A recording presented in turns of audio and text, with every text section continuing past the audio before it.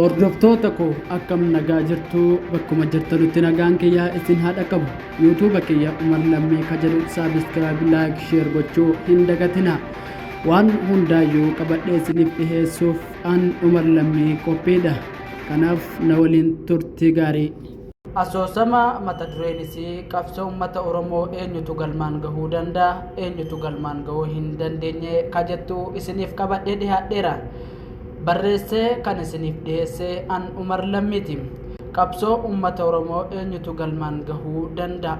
Qabsoo uummata Oromoo inni galmaan gahuu isa dhugaaf jecha socho'uudha.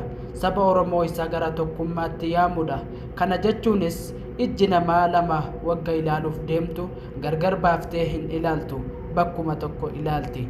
Uummanni Oromoo akka ija tokkoon yoo wal ilaale yookaan gargar wal kutuu dhiisee kutaaf amantiin lagaan yoo wal qoqqooduu dhiise qabsoon uummata Oromoo galmaan ni gaha jennee yaanna. Haa ta'u malee qabsoon akkuma diina ofirraa fonqolchuuf yaadamutti itti jabaatanii malee yoo itti laafan galmaan gahuu hin danda'amu. Kanaaf jabaatanii hojjetaniif galmaan geessisu yookaan injifannoo galmeessisu. Inni saba isaatiif dhimmamuu halkanii fi guyyaa yaaduu qabsoo uummata Oromoo galmaan numa geessisa. Qabsoon maqaadha, maqaan isiis qabsoodha. Inni qabsaa'aniif uummata Oromootiif qabsoo kana inni baadhatee deemu isa dhugaaf jecha kaatudha. Innis eenyu yoo jettan ilma namaati. Qabsoon bakka lamatti qoodamti. Isinis qabsoo dhuunfaa fi qabsoo sabaati. Qabsoo dhuunfaa jechuun maal jechuudha? Qabsoo dhuunfaa jechuun jireenya jijjiirrachuuf fuudhaaf jecha deemuu, konkolaataan bitadha jedhanii yaaduu, gamoon ijaarradha jedhanii yaaduu yookaan biyyoota garaagaraan deema jedhanii yaaduu fi kan kana fakkaatanidha. Kun qabsoo dhuunfaa jedhama. Yaadannoon isaa hagati jirtu qofaadha. Gaafa duute ofii keef tattaafattee duute waan ta'eef aalii kee qofatu si yaadata. Qabsoo sabaa jechuun maal jechuudha? Qabsoo sabaa jechuun saba ofiif bu'aa buusuu, dhugaa sabaaf jecha dubbachuu, saba gara bilisummaatti yaaduu, dhimma Oromummaaf jedhanii kaachuu.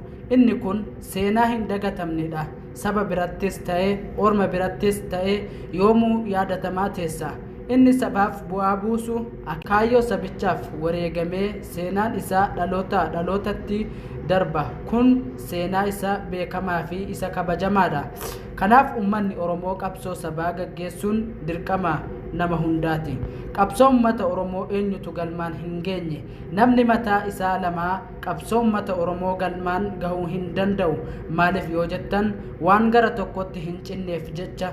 Walumaa galatti qabsoo uummata Oromoo inni galmaan gahuu hin dandeenye innis Oromoota gadheef yoo ergame yookaan dhimma dhuunfaaf jecha kaatu itti sun warri garaaf bitamu qabsoo uummata Oromoo galmaan gahuu hin danda'amu. Galatooma isiniin jenna sabni Oromoo. Horaa bulaa deebanaa. Injifannoon uummata Oromoof.